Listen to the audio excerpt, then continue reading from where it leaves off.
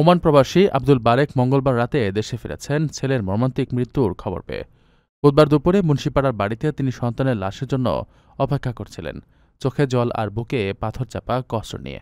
ঘটনাটি চট্টগ্রামের হাটহাজারীর মুন্সিপাড়ার, যেখানে স্কুল ছাত্র তানভীরকে তার সমবয়সী কিশোররা পিটিয়ে হত্যা করেছে। পরিবার স্থানীয় সূত্রে জানা যায়, গত 15 অক্টোবর তানভীরের ক্লাসে তার কয়েকজন সহপাঠী মারামারিতে লিপ্ত হন। তানভীর তাদের থামানোর চেষ্টা করলে কিশোররা তার উপর ক্ষিপ্ত হয় এবং হামলা চালায়। মঙ্গলবার তার বাড়ি থেকে মাত্র 1 কিলোমিটার দূরে রেললাইনের পাশে 15 থেকে 20 জন কিশোর তাকে ঘিরে ধরে নির্মমভাবে মারধর করে, সেখানেই তার মৃত্যু হয়। ছেলের এমন মৃত্যুতে মা রায়হানা আক্তার শোকে প্রায় অচেতন। হাটহাজারী থানার ওসি মঞ্জুর কাদের ভূঁইয়া জানান, দুই পক্ষের মারামারির জেরেই হত্যাকাণ্ড ঘটেছে। এই ঘটনায় জড়িত 3 কিশোরকে ইতিমধ্যে গ্রেফতার করে আদালতে পাঠানো হয়েছে। 5 লাখ টাকায় প্রবাসীর সিটির মালিকানা শেয়ার, 5 বছরেই দ্বিগুণ মুনাফা। আপনার স্বপ্নকে সম্পদে পরিণত করতে আজই কল করুন স্ক্রিনে দেওয়া নাম্বারে।